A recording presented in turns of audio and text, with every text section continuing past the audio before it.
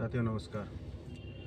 आजकल हमारे देश में यूजीसी बिल को लेके बहुत ज़्यादा बवाल हो रहा है और आप लोग अगर थोड़ा सा ध्यान दिए हों तो समझ में आएगा कि आजकल जितने भी न्यूज़ चैनल हैं, तथाकथित न्यूज़ चैनल जो फंडेड होते हैं सरकार से या फिर सरकार की चाटुकारिता करते हैं ज़्यादातर, और आज की डेट में वो सिर्फ और सिर्फ एक पक्ष की बात को दुनिया के सामने रख रहे हैं, सुना रहे हैं सवर्ण क्लास की कि हाँ भाई इनके साथ ये हो रहा है, इनके साथ ऐसा नहीं होना चाहिए। जबकि यूजीसी बिल में सिर्फ एक खामी है मेरी समझ से कि वो उसका दुरुपयोग हो सकता है, बिल्कुल हो सकता है।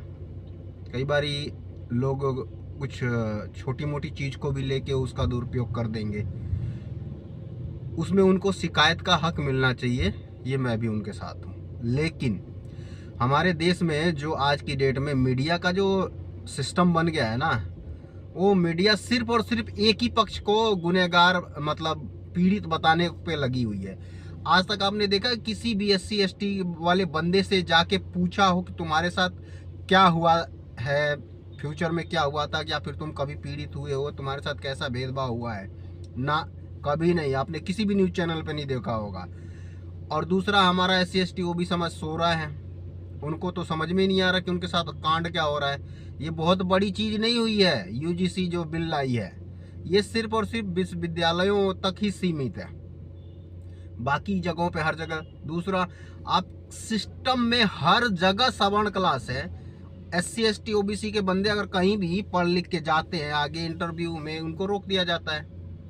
हर जगह जब सिस्टम में ही बंदे भरे पड़े हैं तो वो तुम कहीं ना कहीं से तुम्हारी टांग काट ही देंगे। अब उसको एक तरीके से कुछ राहत देने की कोशिश की गई है कि कुछ समाज में डर बैठे कि जिससे लोग ऐसा ना करें, तो उसको लेके इतना बखेड़ा खड़ा कर दिया है। और मुझे तो ऐसा लगता है कि कभी कभी कि कुछ ऐसे मुद्दे हैं हिडन जिसको सरकार छुपाना चाहती है और ये बिल ला दी है कि इससे आदमी इस तरफ डाइवर्ट हो जाए। अभी रिसेंटली क्या बोलते हैं आपका, कितनी जगह रोहित वेमुला मरा, पायल तड़वी मरी, उसके बाद रिसेंट केस दिल्ली का, कहते हैं ना लोग बाकी शहरों में जातिवाद खत्म हो गया है, ऐसा नहीं वैसा नहीं। सफदरजंग का केस है 2010 में, SC ST के 35 बच्चों में से 25 को फेल कर दिया था। अगले साल उसको फिर से दोबारा पेपर में बैठने नहीं दिया, यहाँ तक कि कोर्ट में केस किया, कोर्ट के ऑर्डर के बाद भी उनको पेपर में नहीं बैठने दिया।